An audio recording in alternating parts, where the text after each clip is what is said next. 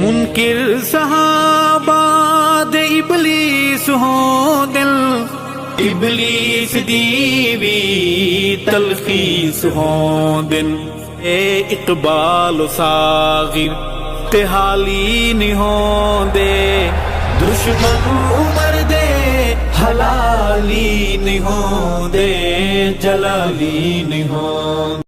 جی السلام علیکم ورحمۃ اللہ وبرکاتہ۔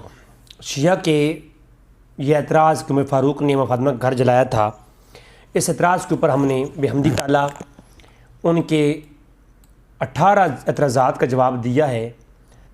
اب جو دلیل نمبر 19 ہے ان کی، وہ کفایت الطالب کتاب سے دی گئی ہے۔ حالانکہ کفایت الطالب کے اندر اسی طریقے سے سٹوری ٹن بات کہی گئی ہے کہ جو ہے علماء نے کہا ہے، کس سال نے کہا ہے، کدھر سے دیا ہے، کوئی سند نہیں ہے۔ تو اس کا جواب بھی وہی اقد الفرید اور دیگر اوپر کتابوں کا جو دے چکا ہوں وہی ہے۔ دلیل نمبر 19 کو میں اتنا ہی اس پہ میں چھوڑ رہا ہوں۔ اوپر والے جو گفتگو نے سن رکھی ہے نا، اس کو اس کا جواب مل جائے گا۔ اب آتے ہیں دلیل نمبر 20 کے اوپر، جو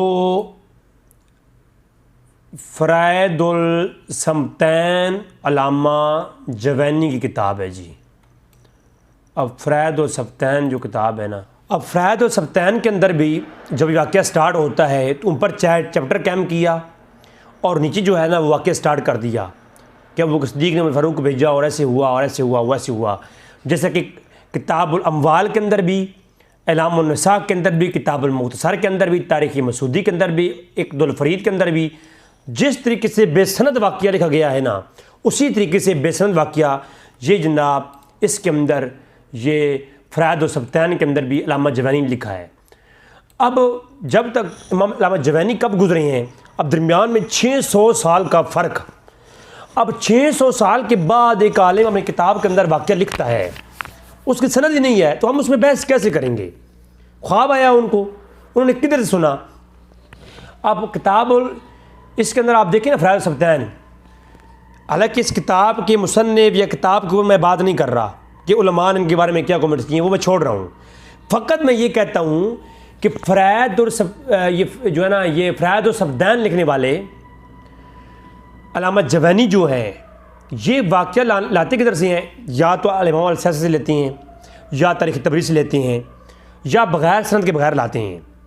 تو تاریخ تبری سے لائیں تو اس کی سند موجود ہے، یا تاریخ دمشق سے لائیں سند موجود ہے، اس میں ابن حمید اور دیگر کی ہم نے پہلے بحث کر رکھی ہے کہ وہ ضعیف ہے، اور وہ روایت انتہائی موضوع اور مردود ہے۔ 4 راوی چاروں کے چاروں مردود، باقی جو راوی روایت یہاں لا رہے ہیں بغیر کسی سند کے لا رہے ہیں، تو وہ قابل احتجاج ہو نہیں سکتی۔ تو یہ حوالہ نمبر جو 20 ہے، اس کی بھی حیثیت وہی ہے جو پہلے میں نے بیان کی ہے۔ عالم معتبر تھا، کتاب معتبر ہے، اس کو ساتھ پیش کرتے ہیں۔ ہماری یہ بحث نہیں ہے، کتاب میں جو روایت ہے اس کی سند کی بحث کرو۔ اچھا، پھر جناب دلیل نمبر 21 کے اوپر بہت بڑا شیعہ کا جھوٹ، اس سے بڑا لوگوں جھوٹ کوئی نہیں ہے۔ میں اگر یہ جھوٹ نہ ہو، کوئی یہ کہے کہ یہ سچ ہے، ثابت کریں، میں جو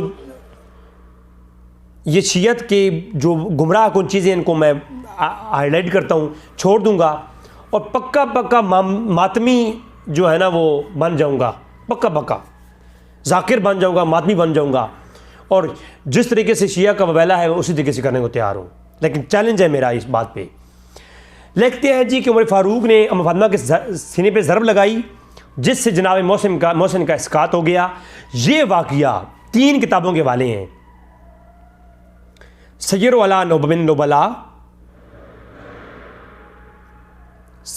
نبلاء کے اندر، میزان الاعتدال کے اندر، لسان المیزان کے اندر، 3 کتابوں کے نام۔ اچھا، اب 3 کتابیں لانے کے بعد کیا کہا کہ ان کتابوں کے اندر آیا ہے کہ یہ واقعہ ہے جناب۔ اب سیر نبلاء کی جلد نمبر 15 کے اوپر یہ چیپٹر ہے امام ابو بکر بن ابی دارم کا۔ اس کتاب لکھتے ہیں کہ اسماعیل کوفی اور 2-4 کے اور نام لکھے ہیں، ان لوگوں کے مکذوبہ واقعات جن کو امام ابو بکر ابن ابی دارم نے بیان کیا ہے، ان مکذوبہ واقعات میں سے پہلا واقعہ کون سا؟ وہ ایک اور پیش کیا جو مجسمیہ کا عقیدہ ہے. دوسرا واقعہ یہ کہ عمر فاروق نے اما فاطمہ کے گھر کے اوپر ظلم کیا, حملہ کیا, جلایا اور محسن کا اسقاط ہو گیا. اور کہتے ہیں یہ اسماعیل اور سسکانی اور اسماعیل کا من گھڑت اور مکذوبہ واقعہ ہے. یہ واقعہ لکھ کر کے, واقعہ پورا بھی نہیں لکھا, صرف اتنا لکھا ہے کہ محمد کا محسن کا اسقاط ہو گیا تھا. تو یہ بات لکھ کر کے اس کا رد کرتے ہوئے کہتے ہیں کہ یہ فلاں فلاں راوی کی من گھڑت, اسماعیل الکوفی کی من گھڑت باتیں ہیں. نمبر 1. نمبر 2, میزان الاعتدال میں 4 راویوں کے نام ہیں, لسان المیزان میں 5 راویوں کے نام ہیں. یہی واقعہ لکھ کر کے اس کا رد کرتے ہوئے لکھتے ہیں. اور علامہ شہنشاہ نقوی صاحب نے کتابیں یوں کی ہیں, یوں.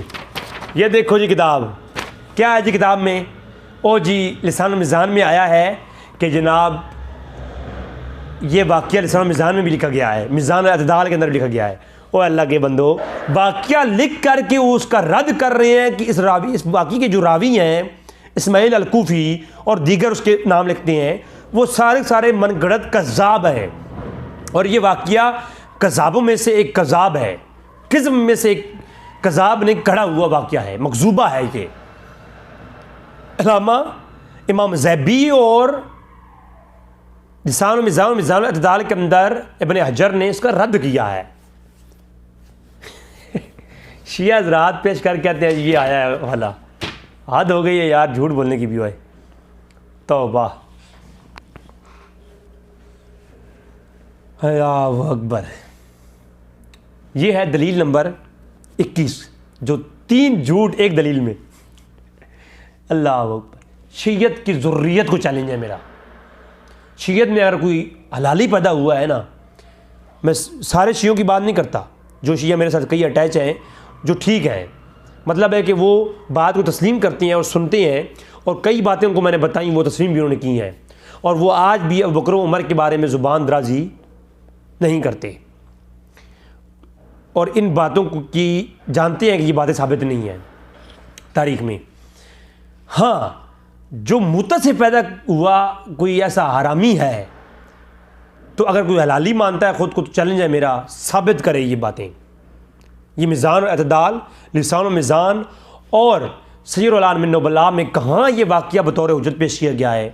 اگر اسی صفحے پر لکھا گیا ہوا کہ یہ مکذوبہ واقعہ ہے تو پھر یار اوپر واقعہ لکھ کے نیچے اس کا رد کرتے ہیں. آپ لوگ واقعہ دکھا دیتے ہو, نیچے رد نہیں دکھاتے. یہ کتنی بڑی خیانت ہے یار. اچھا, اب دلیل نمبر 22.